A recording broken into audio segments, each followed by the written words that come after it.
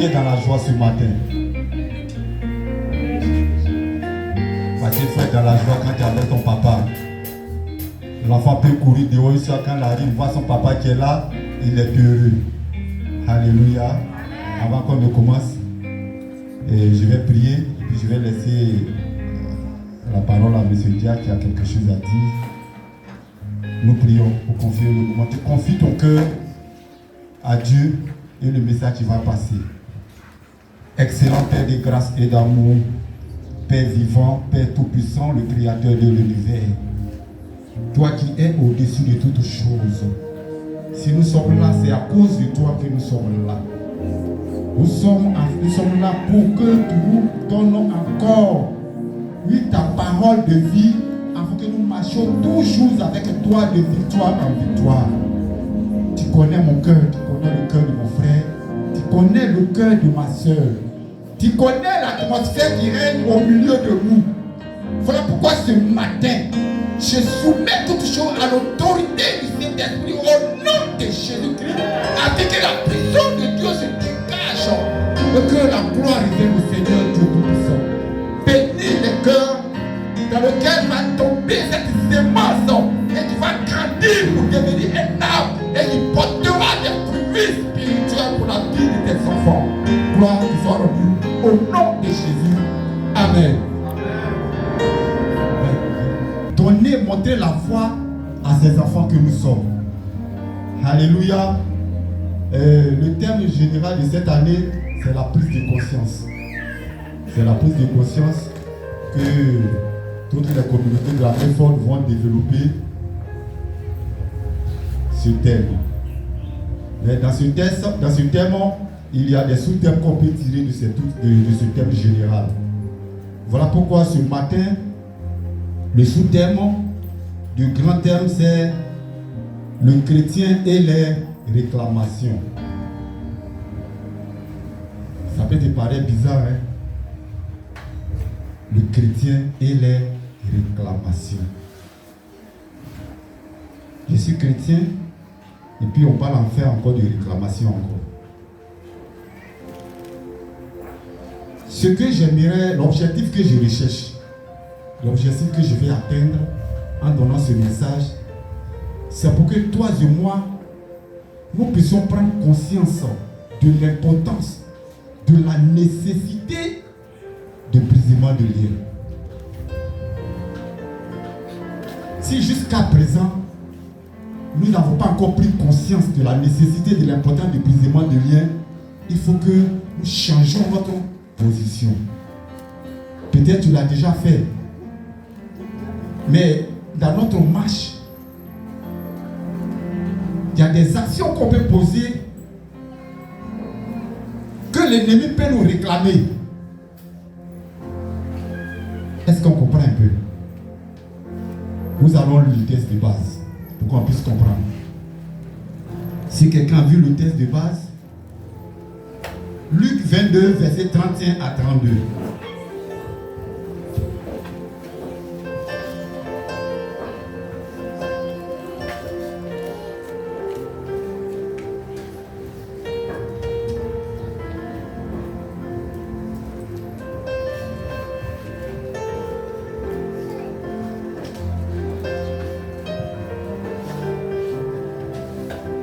Luc 22, verset 31 à 32.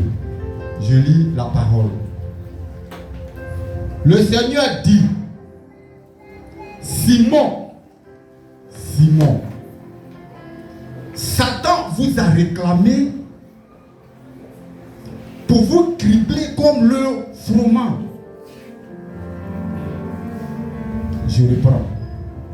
C'est Jésus qui parle, hein? Simon, Simon, qu'on appelle présentement Simon Pierre. Satan vous a réclamé pour vous cribler comme le froment. Mais j'ai prié pour toi afin que ta foi ne défaille point. Et toi, quand tu seras converti, avertis tes frères. Tes frères.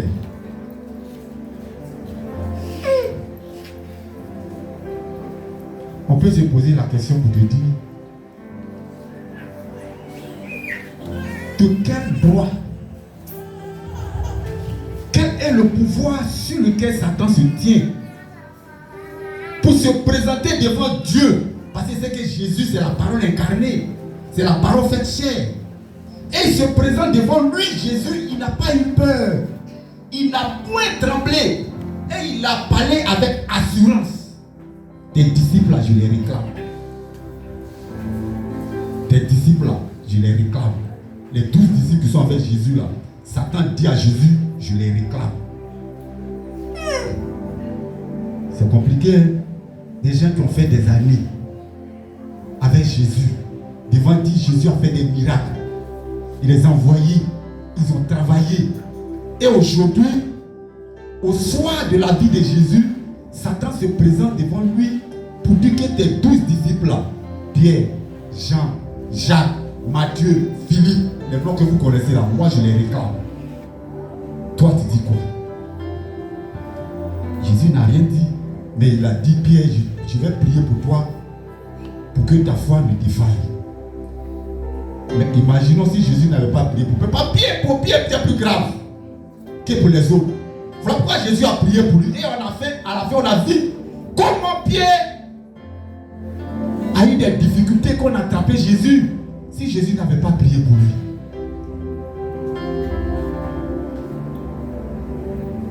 Donc c'est pour dire que moi et toi, là, toi et moi, on peut faire 10 ans dans une assemblée et Satan peut nous réclamer. Voilà pourquoi souvent tu vois des foyers, des couples chrétiens qui reçoivent le criblage de Satan. Satan crible les foyers chrétiens. Satan crible les activités des chrétiens. Satan crible ta santé. Satan crible ma santé. Satan peut cribler ton activité dans laquelle tu es. Satan crible ça, et puis tu peux rien. Tu peux rien. Il s'est présenté devant Jésus, puis il les a réclamés. Tu peux rien. Mais le problème, c'est que Satan, d'après les gens, il compte sur quoi même? Ce monsieur-là, il compte sur quoi même? Et puis il réclame les enfants qui sont avec Jésus. Pourquoi? Voilà la question que tu dois te poser.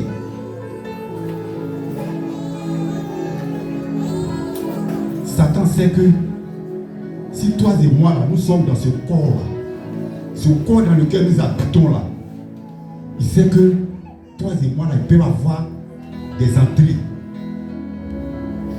Il sait ça. Mais regardez Adam et Ève, ils sont nés justes, tu les as créés justes, sans péché, juste. Mais regarde comment Satan les a malmenés. Parce que Satan sait qu'il est dans ce corps-là, il peut avoir accès. Il peut avoir accès. Il n'a pas eu peur de Jésus. Quand Jésus était dans le désert, là, il est parti devant lui là-bas pour se présenter à lui. Parce que c'est que Jésus, là, il est dans un corps. Il sait que en allant, soit peut-être il peut avoir des failles et il va détruire la vie de Jésus. Il s'est présenté. Il s'en fout. Il sait que ce corps-là, c'est limité, je suis limité. Donc, si Satan vient et il réclame les disciples devant Jésus, c'est qu'il y a des choses sur lesquelles Satan s'appuie pour les réclamer. Nous connaissons comment Jésus a recruté ses disciples. Il y a les pécheurs, il y a les médecins, les loups. Peut-être c'est quelqu'un même, il a tellement fait des avortements dans son activité. Il cherche l'argent. Les médecins, vous m'excusez, le corps sanitaire, vous m'excusez un peu si je vous ai écorché. Mais c'est la réalité des choses. Peut-être c'est la pratique de Luc. Conseiller les contraceptions aux femmes. Conseiller les préservatifs aux jeunes gens, aux femmes, aux jeunes gens, pour qu'ils commettent l'impudicité, la fornication, l'adultère. Peut-être c'est son travail. Jésus l'a pris. Pierre, vous savez que lui, c'est un pêcheur. Vous savez combien de fois les pêcheurs là, ils ont pas sur la mer là, il fait froid. Il a fini. C'est qu'il s'est tatoué sur les liqueurs. Parce que si tu vas en mer là, parce que la mer est glacée. Donc le gars là, peut-être même partout se passe là, il y a, dans son sac là, peut-être il y a belé dedans. Il se lie. Pour qu'il y ait là. Faut passer si le froid là, tu vas lancer le filet là. Mais il faut qu'il soit chaud. Donc ça là. Il se promène dans ça et lui. Les collecteurs d'impôts qui ont fini de fermer les magasins des gens pour n'importe quoi. C'est-à-dire qu'il a besoin d'argent. Aujourd'hui, il débarque ici. Toi, tu dois 5 millions à l'État. Tu ne donnes pas 100 000 francs. Tu fais comme toi, si tu ne sais pas, tu ne vois pas là-bas, tu trembles. Tu lui donnes 100 000 francs. Il va. Tous ceux-là, ils sont avec Jésus. C'est vrai. Nous sommes sauvés par l'œuvre achevée de Christ à la croix.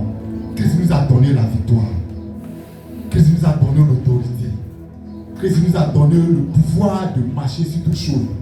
Mais ce que souvent on ignore, ou bien ce que peut-être on ne prête pas attention, Satan n'a pas perdu son caractère. Est-ce qu'on comprend un peu ça? Retenez ça bien. Satan n'a jamais perdu son caractère. Il est vaincu, mais il n'a jamais perdu son caractère. Vous savez le caractère de Jésus? La ruse. Et de Satan, la ruse. Satan n'a jamais perdu son caractère de rusé. Jamais.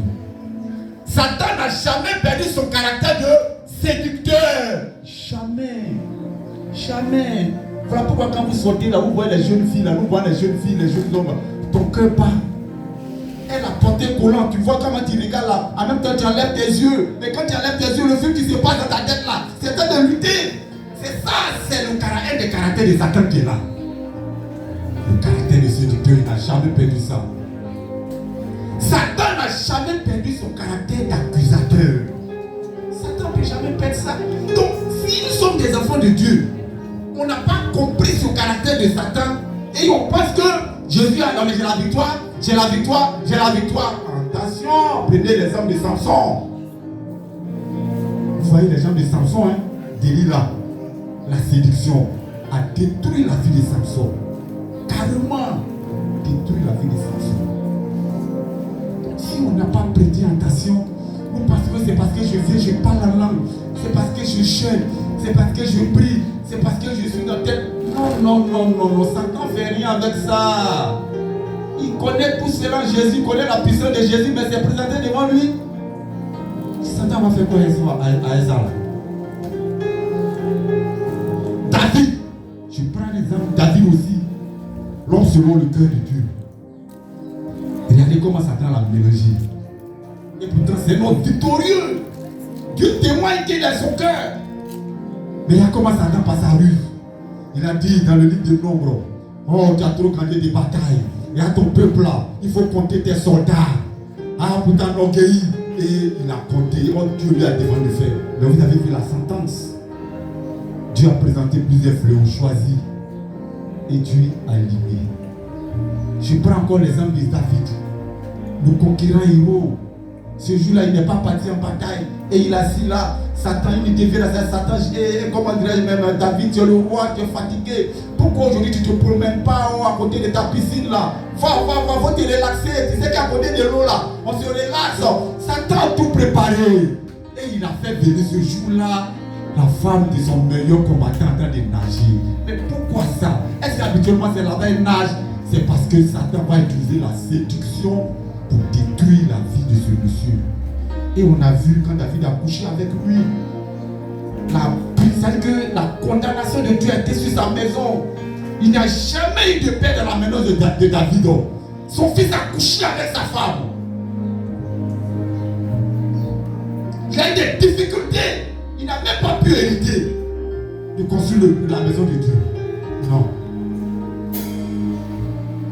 Si on n'a pas compris ce caractère de Satan là, on sera toujours vécu. Satan va nous réclamer comme Dieu aussi. C'est un juste juge. C'est votre papa. C'est un juste juge. C'est pas parce que tu es le magistrat au cadre que ton enfant vient de couper la tête de quelqu'un et on l'envoie devant toi pour le juger. Tu vas fermer les yeux dessus. Ça ne peut pas marcher. toutes les preuves montrent que ce mec-là, c'est ton enfant qui a coupé la tête là. Mais il va dire quoi? Il est obligé de rendre la sentence. C'est comme ça Dieu. Injuste juge. Donc, quand Satan se présente devant Dieu et il réclame ses disciples, Satan s'appuie sur quelque chose pour dire que tu as vu lui là. Tu as vu comment il fait. Mais comme Dieu aussi c'est un juste juge qui n'agit que selon sa parole, il est obligé de céder. Voilà pourquoi dans nos foyers là, il y a des difficultés. Parce que Satan réclame ce foyer. Alléluia. Est-ce qu'on comprend un peu? Je ne suis pas là en train de te faire peur. Mais c'est la réalité. Si on n'a pas compris comme ça, là, on va jeûner, on va prier, on va faire des veillées. Quand tu vas te retourner, Satan va commencer à parler à ton oreille. Toi-même là, tu as gêné, reste à la maison, tu es grain de riz. Pasteur même qui vous a donné des gêner là, va voir dans son grenier là, va lui clapper, il va te manger. Toi, au lieu d'aller travailler, j'ai des prières. Tu vas mourir de faim. C'est Satan qui a l'air de te parler comme ça. Hein?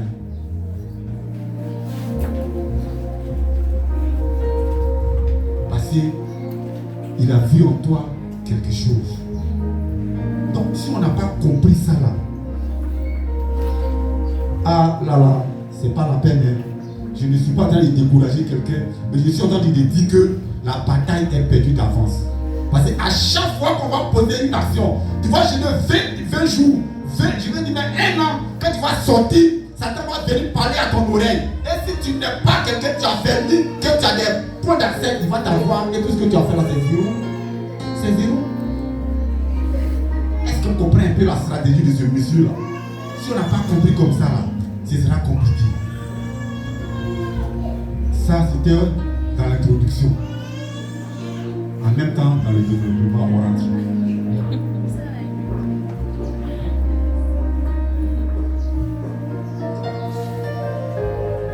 Donc, je suis en train de me poser la question, mais qu'est-ce que ces disciples-là ont fait et puis Satan les réclame? Donc, ça pose le problème des causes. Les causes de la réclamation, sur quoi Satan se base. Quelles sont les causes? Pourquoi Satan là? Si Satan me réclame devant Dieu, qu'est-ce que j'ai fait? Quelle est la cause de cette réclamation? Et puis il me cherche pour me perforer comme papa il meurt. Il veut me détruire. Pourquoi? Pourquoi il me cherche?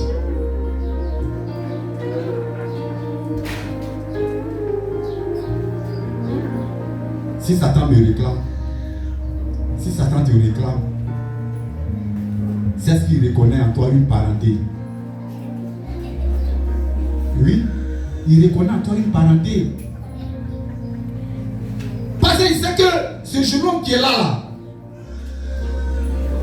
il veut écrire ho ha, ho ha, ho ha. Mais son affaire d'hypocrisie, ça ne change jamais. Il ne pardonne jamais. Même la personne va se mettre devant pour dire pardon. Il ne va jamais pardonner. Mais Satan, c'est un hypocrite. Donc, vous deux là, vous êtes frères. Donc, ça veut dire qu'il sait que tu es son parent. Il sait que tu es son parent. Voilà pourquoi il y a un chant qui dit c'est comment dire, Awefoué qui a son camarade Awefoué. Jésus aussi est dans. Ça veut dire que ce chant là, ça veut dire que quand je chante, ça me plaît tellement. Voilà, chacun a son Djavoué. Toi, tu as ton Djavoué. Moi, Satan dit toi, c'est un Djavoué. Parce qu'il reconnaît en toi l'hypocrisie. Il reconnaît en toi ça. C'est son caractère, c'est ça. Donc, quand il vient se présenter devant Dieu, il dit Dieu, tu as vu Kwasi qui est là-bas là. C'est vrai, tu as fait toute œuvre. Tu as remporté la bataille, tu m'as donné la victoire, tu as fait toutes choses. Mais ce Kwasi là, il se cache pour se limiter. Les gens ne le voient pas, mais moi je le vois. Il a fini à se limiter dans le secret. Il a fini à se taper les aokos. Donc lui là, moi je le réclame. Mais puisque dans cette action que tu peux, il y a 3 personnes qui sont témoins que tu ne peux jamais les blaguer. Il y a toi-même, il y a Satan et puis il y a Dieu. Les 3 là, tu ne peux jamais les trahir. Ton aoko que tu fais, tu peux venir mentir au pasteur, tu peux venir mentir. Mais toi-même tu sais, tu ne peux pas te mentir. Donc comme tu ne peux pas te mentir, tu ne peux pas mentir à Satan, tu ne peux pas mentir à Dieu. Satan se passe sur ça pour te réclamer. Et il détruit ta santé. Il détruit ton activité. Tu vas beau prier, tu vas beau gêner, tu vas beau faire, ça ne marchera pas parce qu'il a pris ton problème là, il a déposé devant Dieu. Lui là, son affaire d'Aogo là, ça finit jamais. Mais comme Dieu dit, c'est un juste juge, il est obligé de laisser faire. Là, tu vas prier, tu vas jeûner. Ça va changer quoi? Rien. Après, c'est pour quitter dans l'église. Non, l'église, il n'y a pas de puissance. Tel pasteur, il est comme ça. Non, ça ne peut pas marcher. Ton dossier est devant le juge. Et il a déjà statué. Est-ce qu'on comprend un peu? Voilà les difficultés que nous avons. Tu cries, tu sautes, tu danses. Tu fais tes offrandes, tu payes. Mais ça ne va pas. Il y a des personnes là, Satan se reconnaît dans leur manière de parler. Quand lui là, il ouvre sa bouche là, il sait que lui là, c'est mon allié. Il n'y a jamais de parole de bénédiction qui sortira de sa bouche. Toujours. Lui-même, il se lit. Moi-même, je pensais, le frère Alous et son esprit, je suis venu pour accompagner les autres. En même temps, Akisi dit, il est venu pour accompagner les autres. Donc si tu es venu accompagner, tu es dernier. Oui, Akisi est dernier. On va prier pour le travail. Ton dossier devant Dieu, Dieu a déjà mis son cachet. Est-ce que ça va marcher? Parce que Satan s'appuie sur ça pour te réclamer. Pour réclamer ton travail, il réclame. Et il a le plein droit. Dieu est obligé de lui donner la permission d'agir.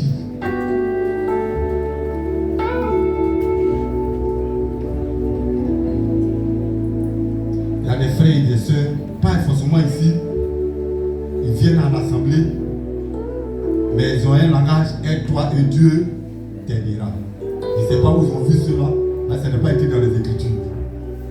Il vient, mais dans sa ceinture de sécurité. Il vient, il y a sa part anti-accident. Il vient, il a tracé médicament de anti-poison. Et pourtant, Dieu dit, vous boirez un breuvage mortel, cela ne vous fera rien. Mais lui là, il ne croit pas à ça. C'est ce que Satan lui a dit là. Va tracer, parce que comme toi tu sais que tu ne peux pas te retenir, tu vas beaucoup dans les veillées, tu vas beaucoup dans les invités, un grand type là, il faut faire ça. Quand tu vas attraper le verre là, ça va se casser. Ce monsieur là doit être un grand au cadre. Mais quand il va mener des activités, il va investir des millions.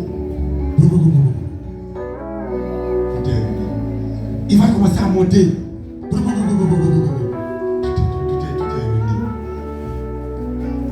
Pourquoi? Parce que son dossier se trouve devant le bureau, sur le bureau de Papa bon Dieu, le juste juge. Et comme Satan c'est l'accusateur et nous sommes les accusés, c'est comme ça qu'il travaille. Remarquez bien le corps habillé là. Lui qui est conscient, quand il va sur la route là, l'agent du raquette là, il ne donne pas ça à ses enfants, à sa femme par l'autre machine. Il ne donne pas. Il ne prend pas ça pour scolariser ses enfants. Il fait pas ça.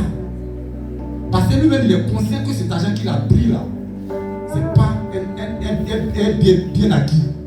Il est stocké. Mais quand il sait que derrière cet argent, il il aura des réclamations, il aura la malédiction, il préfère prendre ça pour faire des choses.